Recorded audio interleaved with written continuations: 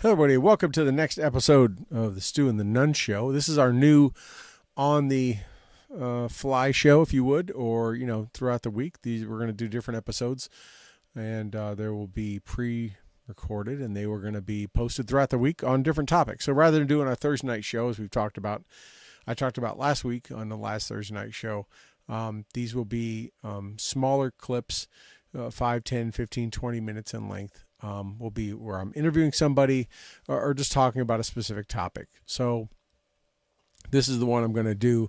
I just want to do a quick little episode about this whole Tyre Nichols thing. And you may be saying, well, why do you want to talk about this now? Well, because obviously the news cycles have changed. And, the mainstream media has already went off of this topic. It's only been a few days since it happened. His funeral was, I think, just yesterday, and they've already moved on to other bigger, better things, which they should. I guess if there's other bigger, better things to talk about, but this is something I want to make sure I keep into the forefront. We talk about. I want to give my opinion on it. I mean, anyone that has seen the video. I mean, obviously, whenever you think of, let me just back up. Whenever you think of, police doing something, you want to think that they're doing it in the right way, upholding the laws they swore to, and respecting people's rights, and protecting the community. And protecting the community is not just protecting people from, the protecting people from, bad people, but just protecting people in general and treating them with respect. And I think it's clear that anyone could see these 5 or now 6 officers did not do it with this young man. It's an absolute travesty to see how they treated him. No matter what his demographic was or anything else, he could have been Asian, he could have been white, could have been Latino, could have been black. Nobody deserves to be treated like that.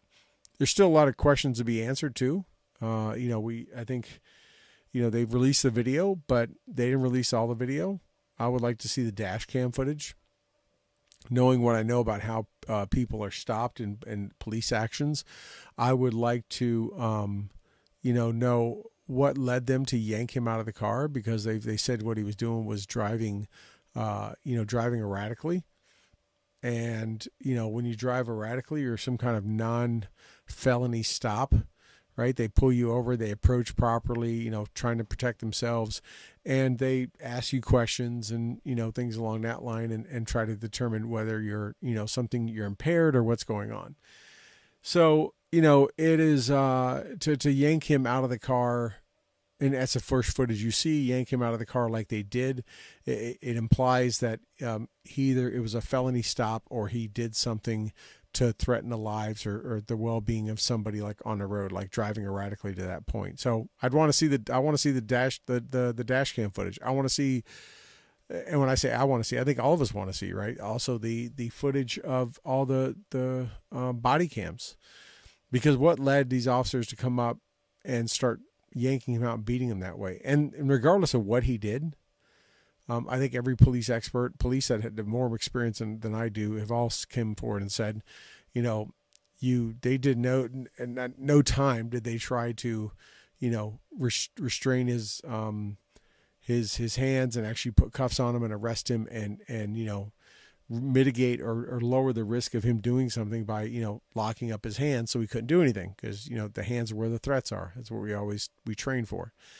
So with, they never did. They're backing up and taking 2 steps to kick someone in the face and all that kind of stuff. They broke every law in the book. And I applaud the police chief and anyone else in the administration of the Memphis Police Department that took the, cutting edge or not, typical steps of terminating these officers first before they charged them. I think that helped in keeping the riots down, in addition to the family, asking people not to riot. But, it is pretty clear cut that of how this young man was treated, and how his life was taken from him. And even if his life wasn't taken from him, he shouldn't have been beat this way in any stretch of the imagination. I mean, even if he was still alive, this was unnecessary, and those officers should be charged. I was talking with someone the other day. There's not a career that puts you above the law. There's not a career or job or profession that makes you immune to doing bad things. We see that with law enforcement. We see it with clergymen. I'll let that just sit there and marinate for a second. We see it with the military. I mean, you may be admirable for taking on a particular job. It may be respectful for taking something on. Maybe it's a selfless position or something, but it doesn't mean that you cannot do any wrong. I mean, if a teacher, if a healthcare worker, if a cop, if a soldier, if anyone like that can abuse that responsibility and or influence or power they're given and do bad things with it, doesn't mean they should not be prosecuted. And it's a shame that these officers have tarnished the badge, as we've heard. Just as much of it's shame as that when soldiers do bad things, kill civilians on a battlefield or do whatever, that they tarnish the image and the honor of what it means to be a soldier serving your country. But, I guess the biggest thing, one reason why I waited a few days to put this out was, I think we all could agree that had the demographics been different, right? Had these officers all been white, I guess the sixth one now is a white guy or appears to be Caucasian of some type. But had they been white, and Tyre obviously is a black man, that the media wouldn't be inflaming this, and the politicians and the left predominantly would be flaming this and getting everyone all worked up, right? You couldn't keep Al Sharpton from in front of cameras and all this stuff. And I say this not out of just assumptions or conjecture, but I mean, we saw the evidence with George Floyd in 2020. Now, my personal opinion is that this is far worse than what happened to George Floyd. Not saying that what happened to him was good or bad or indifferent. What I'm saying is it's far worse because and I'm not looking at any skin of anything. It's because we had someone that resisted arrest and so on and so forth, and he was confirmed to have been drugs in his system and so on and all that kind of stuff, and fought back. It was, if a knee was on the neck and it choked him out, they probably, he was handcuffed. They could have got off of him, right? Once he was cuffed, they could have got off him. Flip that. This guy wasn't cuffed, and they didn't have to do what they did. They could have cuffed him and then let him, set him up and just like we see officers do 99.99% of the time, restrain their hands, cuff them. And then as long as they're not still trying to fight and kick and all that stuff, they set them up and talk to them or put them in the back of the car. This wasn't that. They never attempted. That's why I say this is worse. And it involved many more officers, and it was stretched over a long period of time. That this was just, again with George Floyd, it was bad because they had him cuffed, yet they still sat on top of him and caused issues. With this, they never even tried. They never, they could have, this guy could have easily lived had they cuffed him, and he would have probably stopped resisting or whatever he was doing. Then it probably would have, he'd still be alive today, maybe in trouble, but alive. So I think, but obviously we saw what we see come out of 2020 and George Floyd. We saw, riots all over the entire country, some out of this country, seemed deemed to be somewhat allowable and acceptable, burning of buildings, government buildings, and everything else. And I don't know how many funerals and all this other kind of stuff. And, I just feel that had the demographics been different in this one, it would be as flamed as that because the media is behind it. I think everyone in this country has come together, and everyone has, like many did George Floyd, come together and said, that's terrible. That should not have happened. That's inexcusable. Right. I think everyone did that. No one that I know has said Tyre Nichols got what he deserved, or their actions, the police actions were substantiated or, made sense. Nobody I've heard from all circles, from every angle, left, right, and center in my life, has someone said that was understandable and justifiable. It was everyone saying, wow, that was absolutely terrible and horrific to watch. And no one should be treated like that. Not white, black, Latino, Asian, any demographic should be treated like that by the men and women who are entrusted to protect our communities, right? So I wanted to just bring this up. I wanted to hit on this and just kind of give my perspective on it, as I think it's a pretty important topic. And I think it's something that, we need to remember. And I'll say, I don't know what possessed these guys to do this, especially knowing they had body cams on. I don't know if they thought their fellow officers would protect them or whatever. But, I mean, I have a lot of friends that are cops, and the one thing that body cams do, it protects them.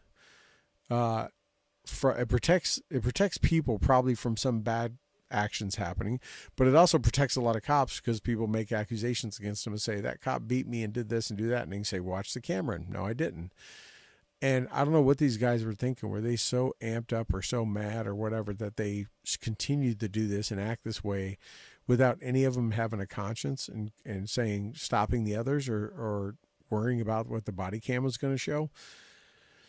It just, it astounds me. But, and I want to say, and this is conjecture on my part, this is guessing, but I am convinced that there's a personal connection between Tyre Nichols and one of those officers. I don't know what the connection is, and I think it'll come out. Maybe it's an affair with a wife or girlfriend or daughter or something. I don't know. But I'm telling you, the only way the cops would get that amped up, I think, and they would get others to join them, would be that they've spun some event and made it sound bad and said, we got to go get this guy. I'm convinced that's the only thing that would have caused them to do this. Why would I? Because now, if they had been a white guy and they pulled it over and said, oh, we're a whole bunch of black officers and we're going to beat up on this white dude because of all the bad things that white people have done. Okay, I could see that maybe. It still would be terrible if it's a racist event. But for them to do this to a fellow young black man for no reason, no, it's not adding up. So we'll see what comes out. But I just want to go on a record and say I am convinced that there's a personal connection to one of the officers, and that officer or officers got the rest to join in to say, we've got to right this wrong, and we have the influence and position in the community to do that at our own whim. So we'll see. But I mean, this is something that, I want people to remember this name. They say, don't, say Breonna Taylor's name, say George Floyd's name, say Tyre Nichols' name, and know that nobody of any stature, of any kind, of any whatever, deserves to be treated like that by anyone, much less cops. Not by people on the street that assault people, not by cops, fire, soldiers, doesn't matter what it is. And, it was absolutely horrific. And it was just, it really is a shame to see, several from the law enforcement community who absolutely tarnish the image and give this bad stereotype, a very minimal, microscopic stereotype to an entire community of people that do great things, that go out of their way, that spend their own money and resources to help their community. It's just disgusting to see them make them look so bad and then become either the butt of jokes or be used as a prop to substantiate and support being anti-police or assaulting them or hurting them or whatever. It's just, these guys did more to hurt their profession than anything else. So with that being said, it's gone a little over at 13 minutes. I just wanted to kind of hit on that topic. There'll be more coming out. I've got a few more things, got some interviews coming up, and we'll have more shows going up. But I want to thank you for joining me. Be sure and keep an eye here on the Stu and the Nunn Facebook page, YouTube channel, and everywhere else that we're carried. And I hope you all have a good day.